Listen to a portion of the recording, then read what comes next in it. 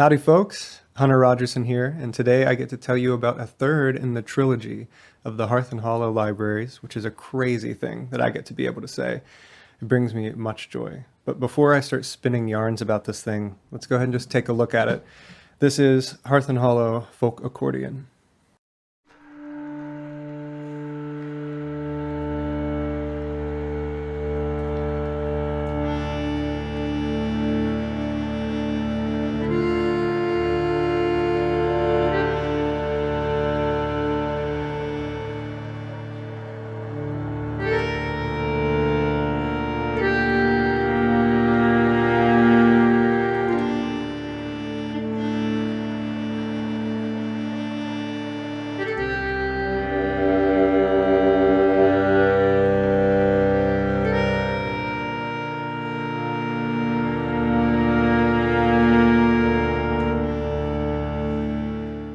This is a library that I've wanted to make for a long while. Not only does it scratch the itch of being a true soloist among the other ensemble libraries available in that Hearth and Hollow family, but it also solves a problem for the accordion, which namely is the Eiffel Tower problem.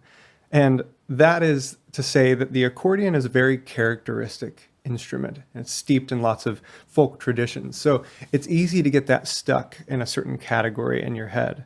Accordion, sappy romance in Paris. Accordion, tender, quiet mornings doesn't so much work. And the funny thing is that, of course, it works. The accordion is a reed instrument, after all. And when you play a reed quiet and breathy, magic happens.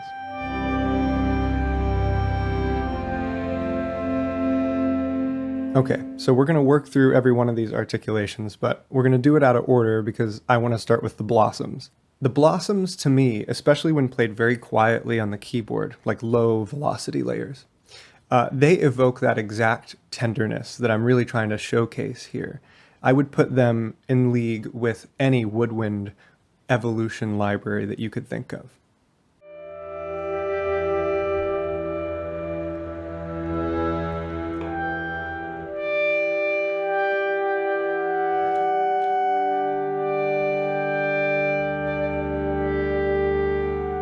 I think that if you weren't prompted to expect that to be an accordion, you might believe that to be woodwinds, and very expressive ones at that. When you play harder on the keys and enter that upper velocity range, you start to hear a lot more dynamic playing and playing with some more ornamentation.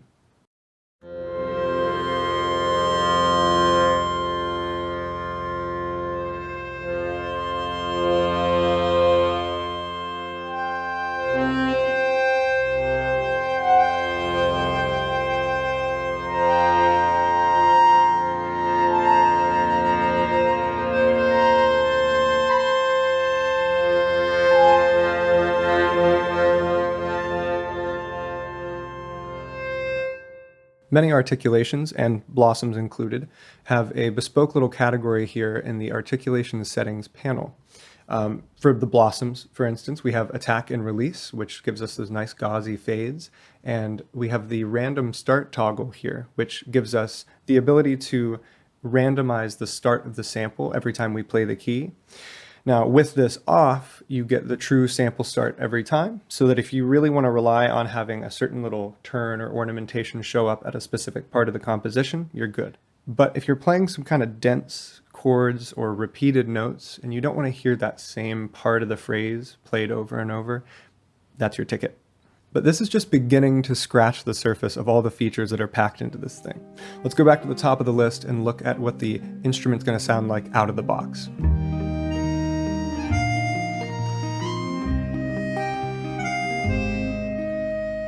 The sustains are the backbone of the library. This is what you'd be expecting to hear from an accordion player. It's certainly the most agile and responsive articulation, and the intensities are controlled with the mod wheel.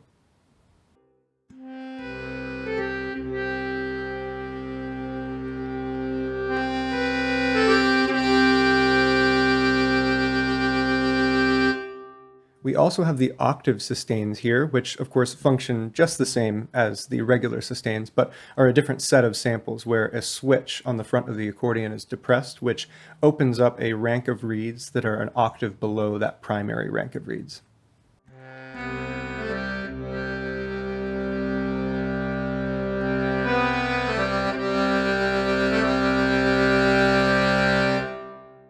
The sustains are deceptively complex. Now, not for us playing it, thankfully, all under the hood. There's a lot more going on than meets the eye. First thing being, let's take a listen to the start of the notes. Take a listen to the little puff of air you're going to hear.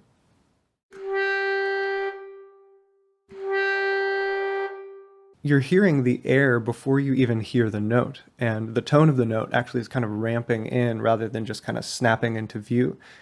This is amazing. This is really, really tender stuff, and I love the sound of it, but like anything smushy or slow to start, take a listen to what happens when I try to play that quickly.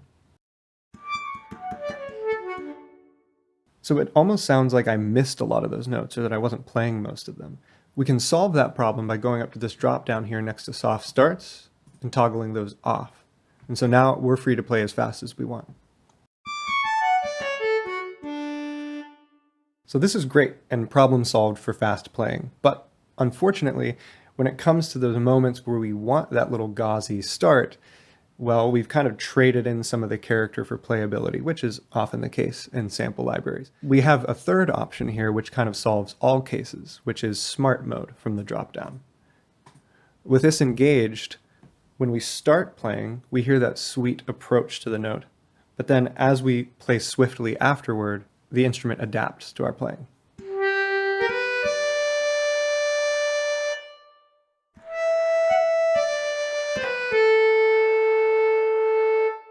This is true to what I experienced when trying to play the accordion really softly. It would take a little bit of air to get that reed into motion, but then once you had that steady stream of air, all of the rest of the notes just kind of fall out. So not only is this feature giving us a little bit better playability on the keyboard, it's kind of emulating a real phenomenon, which is pretty satisfying. On the topic of emulating reality is another feature you might have seen on screen or heard already, which is rebellowing. That's when you're changing the direction of the air in the instrument by pushing and pulling on the bellows. This is like the characteristic of the accordion and something that's, otherwise kind of impossible to recreate in MIDI. This is now something we have control over with the sustain pedal.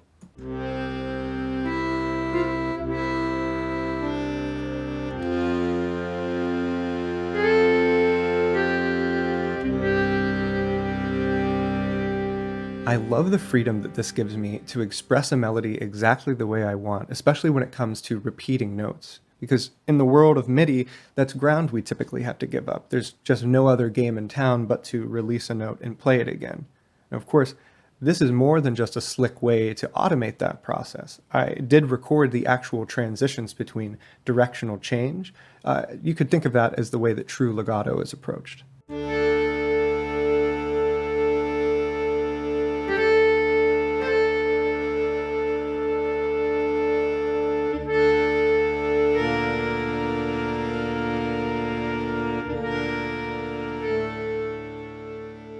As deeply gratifying as this is, you still kind of can't beat the real thing. So I made sure to record a host of grooves, which put the rhythmic potential of the accordion on full display.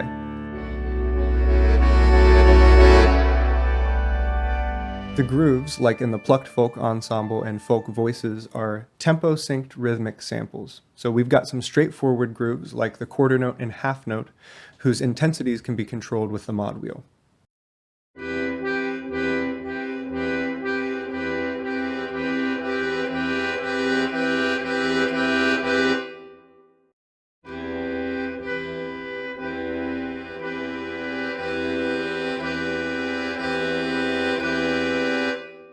And more musically charged patterns, which are grooves 1 and 2, whose intensities also open up with the mod wheel, but their rhythmic complexity also changes as we push that mod wheel.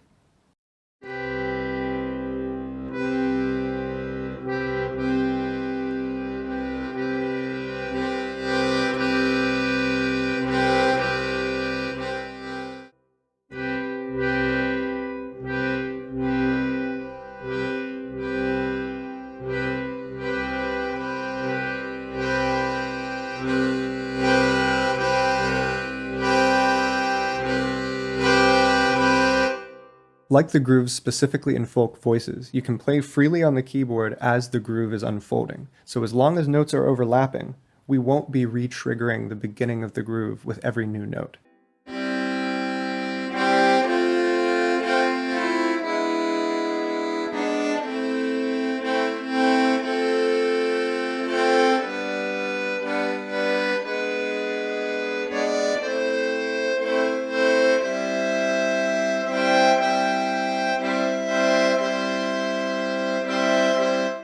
This feature transforms the grooves from being pretty cool tempo-synced loops into being total adaptable powerhouses. I particularly find that the half-note groove is something that I like to use to breathe a little bit of life into melodic lines. Let's head back over to the articulation settings panel here, where we can see that we have some control over the grooves.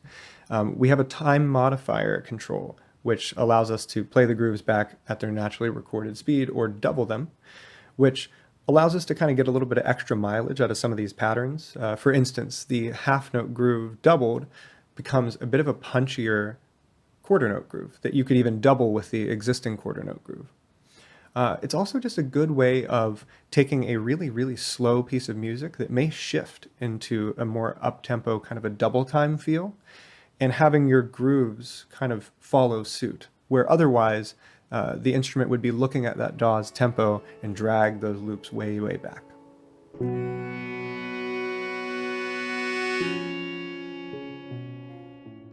Keeping in theme with the tempo synced samples are the final articulation here, blooms, which are total workhorses. They're simple swells that just start quiet, loud, quiet, but they work the same way as grooves, where as that bloom is unfolding, you can play freely within it.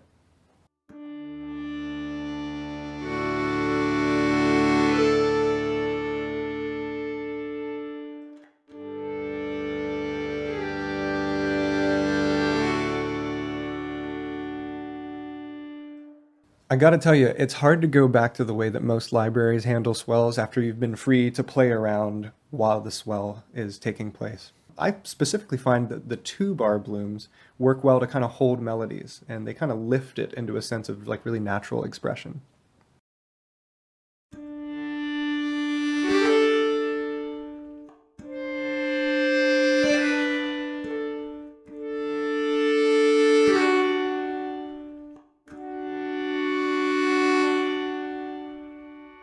A quick tip for MIDI programming with the blooms is that if you've got a few chords quantized in a row and the bloom comes to an end, well, because Kontakt is looking at those samples like legato samples, the next chord will just inherit the silence of that previous bloom. So just give your MIDI note ends a little nudge backwards, like you might if you're trying to separate legato notes. Now, I haven't made much mention so far of this lower key range, or this entire category of articulations here labeled buttons. Now, this is the low end of the accordion, and this is what's happening in the left hand of the player, often accompaniment to the more melodic stuff in the right hand. In the case of the accordion that I sampled, we had, of course, a mess of buttons, but a couple rows of single notes, a row of major and minor triads, dominant 7, and diminished chords. This is all reflected here in that low key range. The single notes are the lowest octave here in orange, and then up here in that redder octave, we have the chords that can be played. Now, the chords that are available are represented by what you've chosen here in this drop down. So, if I were to choose the key of C, and then I would play the C on that red key range, of course we'd hear a C major.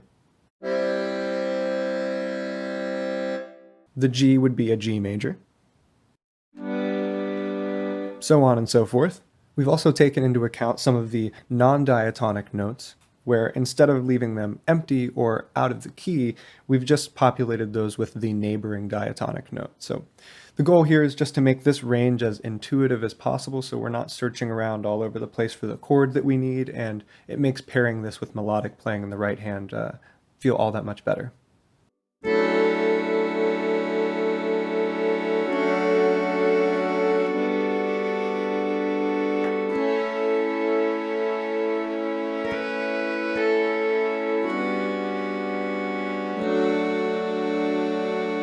I love the way that these registers combine It's almost as if the instrument is built with that in mind. As you can see, every articulation for the keys is available in the buttons section, which means you can play by the rules of the accordion and keep realism as your priority, or you can mix and match in any fashion you'd like.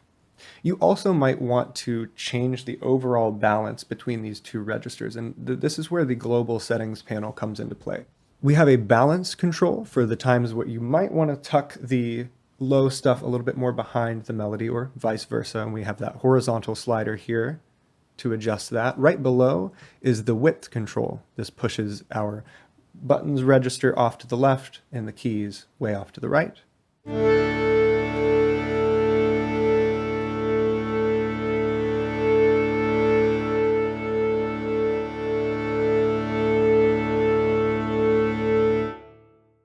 Below that, we've got the dynamics control, which have a mod wheel dynamics knob and a velocity dynamics knob.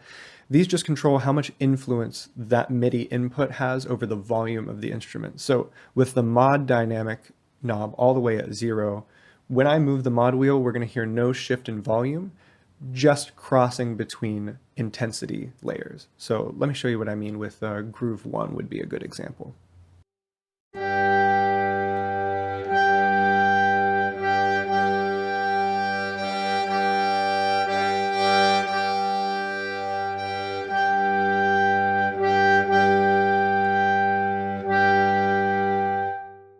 Now, at 0, I find that to be a pretty unnatural sound, but it can come in handy in a pinch where you're using those dynamic layers, but it's jumping out in the mix too much. Just dialing that back can save you from having to do a bunch of volume automation in your DAW. Now, on the other hand, the velocity dynamics knob I find to be the most natural at 0. Of course, when you dial that up to taste, that can really help you to bring certain notes forward. If you've voiced a chord very specifically and you want certain notes to sing, you can drag the MIDI velocity up, adjust that volume dynamics knob to taste, and you're golden. The last section that we've got here in the global settings panel is the noise control, which of course are the mechanical noises that the actual instrument itself makes. The buttons are the clicks of the buttons in the left hand, keys of course, clack of the keys in the right, and the air is actually the sound of the air passing through the bellows. Personally, being a fan of all things creaky and rattly, I crank these up and sometimes find myself with the air at 100%. I think it adds such a ragged quality that I find brings a lot of really wonderful character to this instrument, but I've kept these all at a respectable setting for you out of the box. Now, there's one more feature I want to look at before we move on from the main patch, and that, of course, is the giant room in the center of the GUI. This has become a sort of a staple in the Hearth and Hollow libraries, and it's something that I really adore using. At base, it is just a mixer, so you can move left and right in the stereo field, and you can move away from that microphone in the center to make the instrument quieter. Now, it's true that moving away from a microphone makes the signal quieter, but you're also losing high and low end information, and a lot of that room reflection starts to spill into the signal, this is the magic of room mics. When we move that accordion icon away from the center, we're emulating that real-world phenomenon.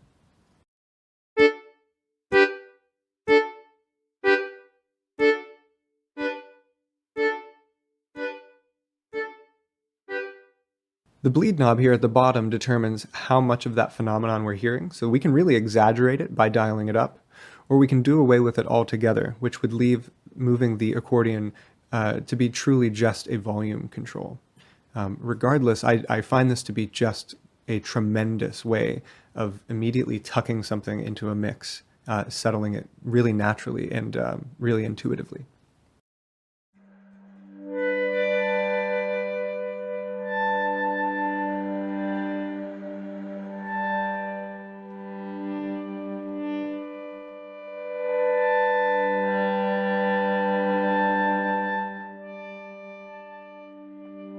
Now that we've got a whole family of Hearth and Hollow instruments, I wanted to make sure I did something kind of special with this particular room and bleed feature. You can see these arrows next to the room itself. When we click those, we can actually throw ourselves back in time to the first Hearth and Hollow and hear the accordion in the room where Plucked Folk Ensemble was captured. And we page on to the next one, and now we're in the chapel where Folk Voices was captured. having the ability to kind of marry all of these libraries and put them in the same space kind of unifies this whole project in a really lovely way.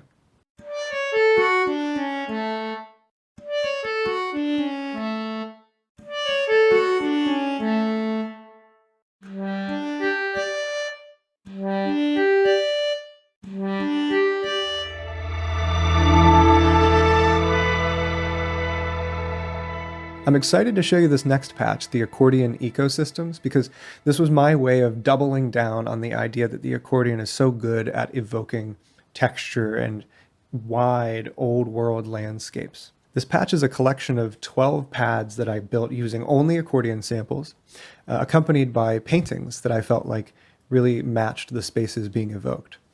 We can navigate through these sounds by clicking the arrows next to the painting or the painting itself, which will bring up a drop-down menu.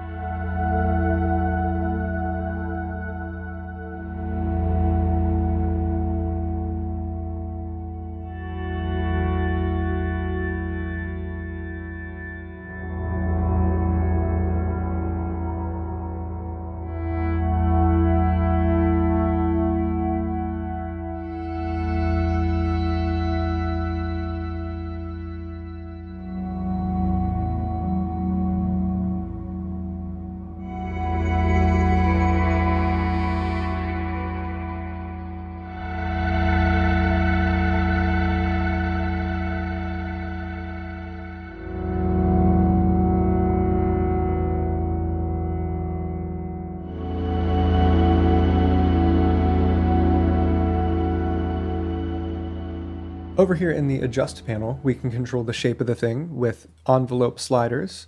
We've got low and high cut for filtering, and we have a random start toggle like the one that we saw in the Blossoms.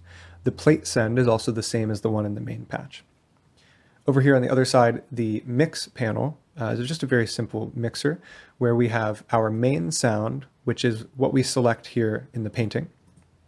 And then we have a root and sub slider, which are also accordion samples that have been affected, but they have much more solid fundamentals, so it helps to strengthen and fatten up, specifically with the sub fader, the original sound.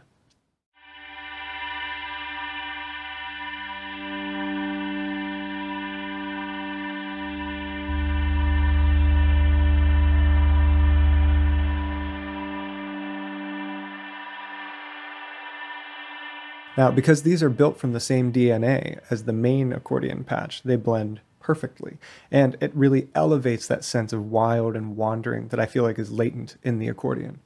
So if I open this up and set it to Blossoms, move the accordion a little bit further back in the room, maybe let's give it a little bit of a plate send. Listen to this.